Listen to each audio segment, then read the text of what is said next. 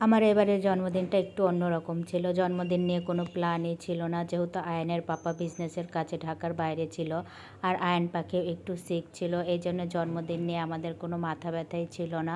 সারাদিন শুয়ে বসে সময় পার করলাম। তারপরে হঠাৎ দেখি রাত 10টার সময় আয়ানের পাপা বাসায় চলে এসেছে, আর সাথে করে নিয়ে এসেছে কেক, ক্যান্ডেল, ফুল, বার্থডে গিফট। তো এগুলা দেখে তো আমরা অনেক বেশি অবাক হয়েছি আর অনেক খুশিও হয়েছি। বিশেষ করে আয়ান পাখি তো অনেক বেশি খুশি। সে কেক কেটে জন্মদিন পালন করতে অনেক বেশি পছন্দ করে। তার কাছে অনেক বেশি ভালো হয় যদি প্রতিদিনই তার জন্মদিন হতো আর প্রতিদিন সে কেক কেটে জন্মদিন পালন করতে পারতো। তো যাই হোক, কেক টেক নিয়ে আসার পরে আমরা একটু সুন্দর করে রেডি হয়ে গেলাম। তারপরে কেক নিয়ে বসে পড়লাম কেক কাটার জন্যে। আর জন্মদিন শুনে মাশাল্লাহ জান বাচ্চাটা আমাকে বারবার উইশ করতেছিল, ফুল দিচ্ছিল।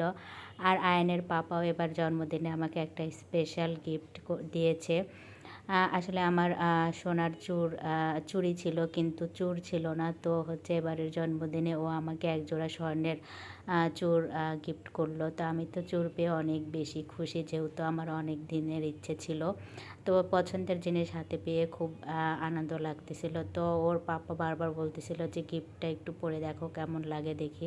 তো তারপরে আবার আমি হচ্ছে বক্স থেকে বের করে হাতে পরে নিলাম। যেহেতু গিফটটা আনার সময় আমি ছিলাম না, ও নিয়ে এসেছে, তো হাতে একটু টাইট হচ্ছিল। এমনি পরতে পারতেছিলাম, কিন্তু একটু কষ্ট হচ্ছিল।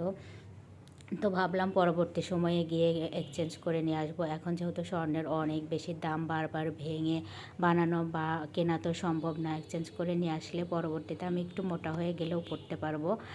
তো যাই হোক, গিফটটা পরে নিলাম। পরে তারপরে জান বাচ্চাটাকে সাথে নিয়ে হচ্ছে কেক কেটে নিলাম। তো কেক কাটার পরে আমি আবার কেক নিয়ে আইন পাখিকে খাওয়াতে চাচ্ছিলাম, কিন্তু ও হচ্ছে কেক খাবে না, প্রথমে আগে আমাকে খাওয়াবে।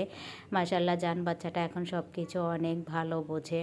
তারপরে হচ্ছে ও আমাকে কেক খাইয়ে ওর পাপাকেও নিয়ে যেয়ে কেক খাওয়াচ্ছিল। ও আমাদের কেক খাওয়াবে, কিন্তু ও নিজে খাচ্ছিল না এত বেশি, মানে আমাদের খাওয়ানো নিয়ে ব্যস্ত ছিল। ওকে বারবার বলতেছিলাম যে পাখি আসো তোমাকে একটু খাইয়ে দেই, কিন্তু ও কিছুতেই খাচ্ছিল না। তো এটাই ছিল আমাদের ঘরোয়াভাবে জন্মদিন উদযাপন।